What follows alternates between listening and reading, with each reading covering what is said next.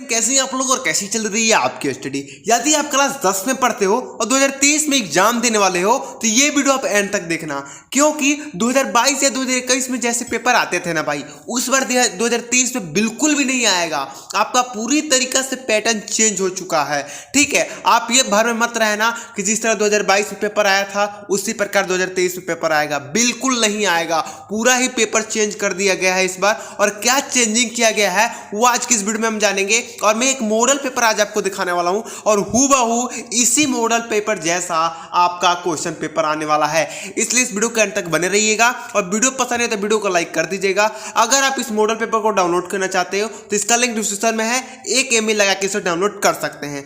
देखिए, आपका जो मॉडल पेपर है ठीक इसी प्रकार आपका हिंदी का जो आपका क्वेश्चन पेपर वो आएगा, ठीक इसी प्रकार। ठीक है, और काफी ज्यादा चेंजिंग किया गया है, एक बात आप ये याद रखिएगा, काफी ज्यादा चेंजिंग हुआ है। ठीक है, देखिए मॉडल पेपर ये 2023 का है। ठीक है, और ये कक्षा 10 का है हिंदी। आपको समय कितना मिलेगा? पहले वाला ही समय मिलेगा 3 घंटे 15 मिनट। आपको पहले वाला पूर्णांक भी मिलेगा, 70 पूर्णांक का होगा टोटल पेपर।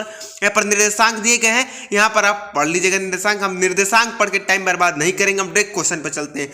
देखिए, आपका जो खंड अ होगा उसके अंतर्गत आपके बहुकल्पीय प्रश्न पूछे जाएंगे। कितने बहुकल्पीय प्रश्न पूछे जाएंगे?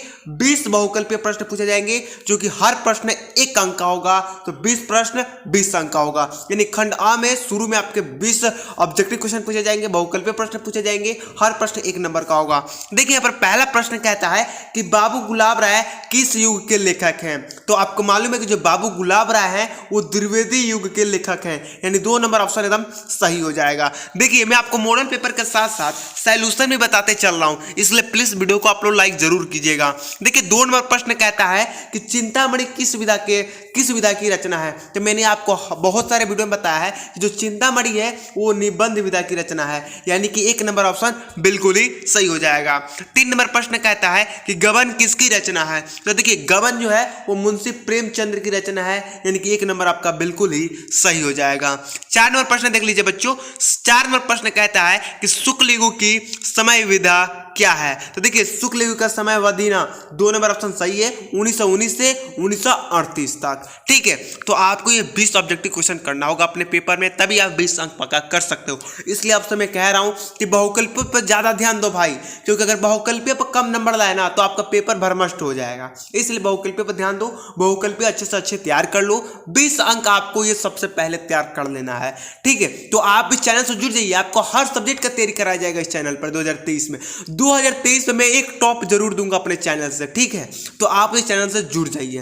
देखिए, 5 नंबर प्रश्न कहता है कि नीर का निर्माण फिर किस विधा की रचना है? तो आपको मैंने आपको हर बहुत सारे वीडियो में बताया है कि नीर का निर्माण फिर ये 2 नंबर ऑप्शन सही आत्मकथा का विधा की रचना है। ठीक है, 6 नंबर प्रश्न कहता है कि प्रिय प्रवेश किस युग की रचना है? जो प्रिय प्रवेश है वो किस युग की रचना है? भाई जल्दी देखिए, जो आपको मालूम है उसे आप कमेंट करके बता सकते हो यार। नहीं मालूम है तो मैं बता ही रहा हूं, उसे आप लोग देखो, याद कर लो, नोटबुक में नोट करके अच्छे से याद कर लो। 6 नंबर का सही ऑप्शन हो जाएगा 1, ये द्विवेदी युग की रचना है। ठीक है, 7 नंबर देखिए, मधुशाला किसकी रचना है? मधुशाला किसकी रचना है?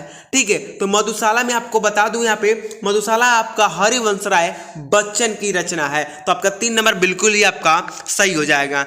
8 नंबर प्रश्न देखिए, भारत भारती किसकी रचना है? सबसे हलवा प्रश्न है ये, सबको मालूम है कि भारत भारती मैथिली शरण गुप्त की रचना है।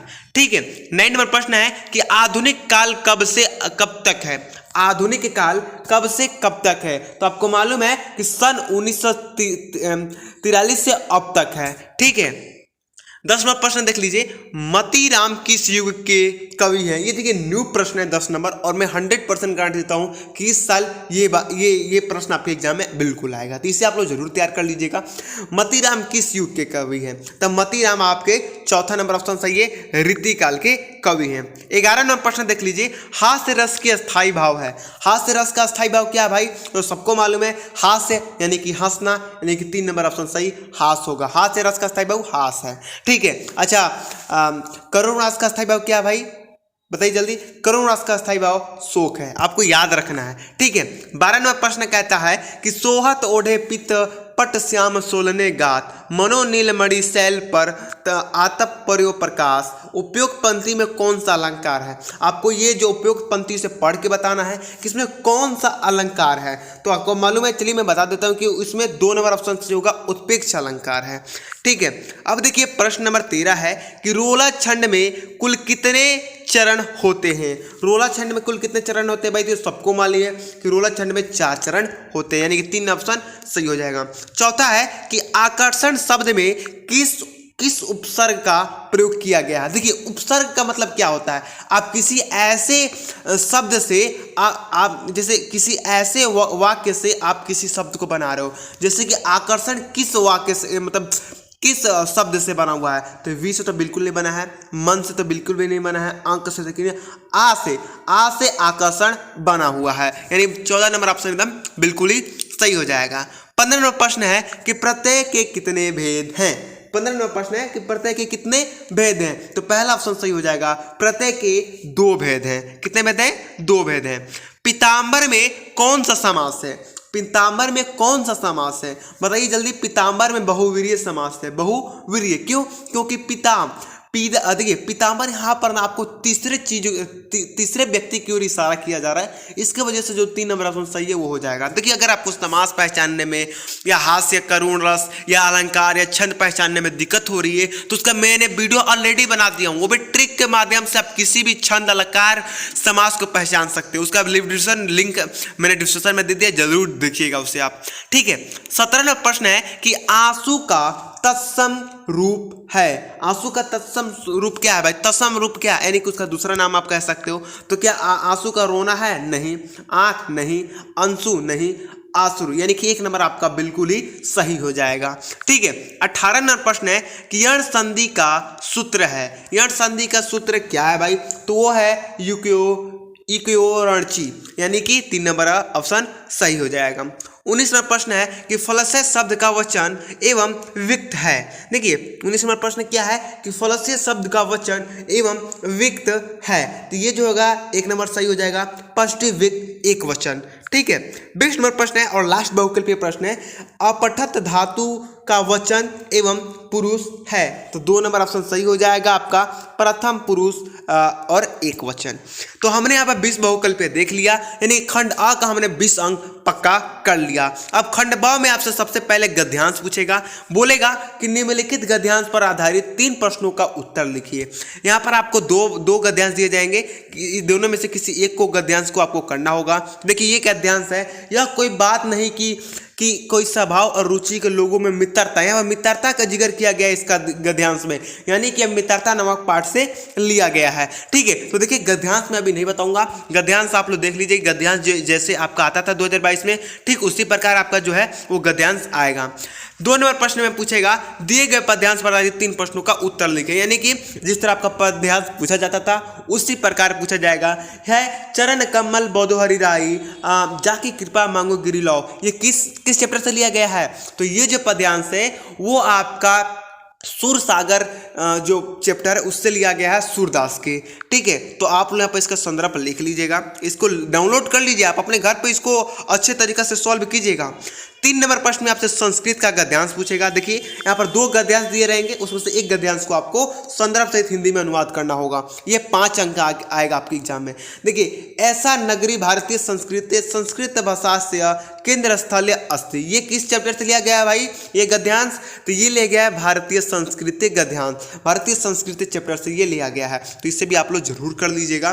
ठीक है, अब यहाँ पर देखिए मानव जीवन से संस्करण संस्कृति असंग पूर्वज मानव जीवन, ये भी भारतीय संस्कृति से लिया गया है। बहुत इजी साल पेपर आने वाला है, थोड़ा बहुत चेंजिंग हुआ है लेकिन हार्ड नहीं हुआ है भाई, और ज्यादा इजी बना दिया गया है पेपर को। ठीक है, चौथा नंबर प्रश्न है कि दिए गए संस्कृत पद्यांश में से किसी एक संदर्भ सहित हिंदी में अनुवाद कीजिए। अब देखिए पहले क्या होता था कि आपको 2022 में जो पेपर आया था उसमें क्या था कि आपको या तो गद्यांश कर लो या तो पद्यांश कर लो, लेकिन इस बार क्या किया गया है कि आपको गद्यांश भी करना है और पद्यांश भी करना है भाई संस्कृत का। ठीक है, तो आपको दोनों ही करना पड़ेगा। यहाँ पर मैं बता दूं कि ये जो अथवा वाला है सर्वभन्तु सुखिनः सर्वे, ये भी आपका काफ़ी ज़्यादा इंपॉर्टेंट है, इससे आप लोग जरूर कंप्लीट कर लीजिएगा। 5 नंबर प्रश्न में आपसे खंड काव्य पूछा जाएगा, जो कि आपके जिले के अनुसार होता है। आपके जिले में कौन सा खंड काव्य पढ़ा जाता है वो आप लोग पता कर लीजिएगा। जैसे कि मैं बलिया जिला से हूं, तो बलिया जिले में जो है आपका यहाँ पर कर्ण खंड काव्य पढ़ा जाता है, यानी कि 6 नंबर हमें पढ़ना पड़ेगा कर्ण खंड काव्य। ऐसे ही आपको अपने अपने स्कूल में जाना और पूछना है कि सर हमें कौन सा खंड काव्य पढ़ना है, वो आप लोग खंड काव्य पढ़ लेना। ये तो एकदम ईजी आप लोग कर लोगे।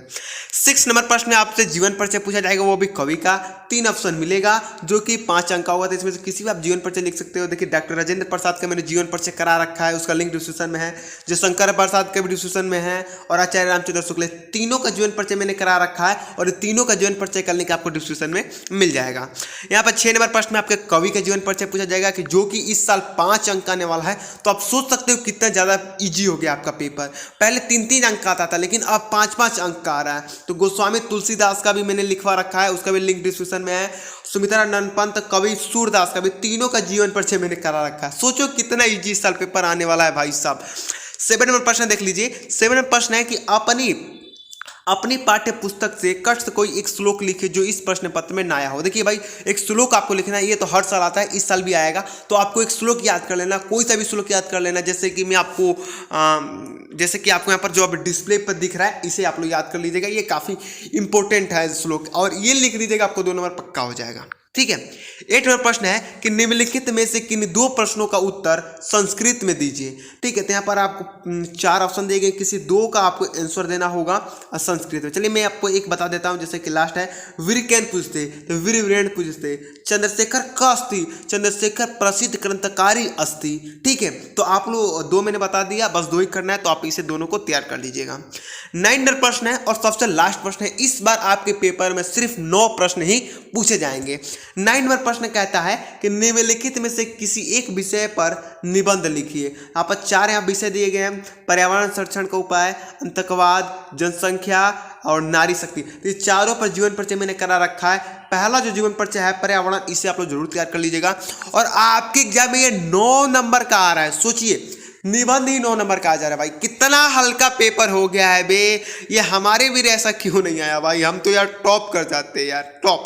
इतना आसान पेपर है, छी। तो आप लोग जरूर इसको तैयार कर लीजिएगा प्लीज। ठीक है, तभी जाने के दे दीजिए। जय हिंद, जय भारत। और मैं बता दूं कि हर चैप्टर का मॉडल पेपर लेके आने वाला हूं, और ऐसा ही सोल्यूशन में देने वाला हूं आपको। ठीक है, जय हिंद, जय भारत।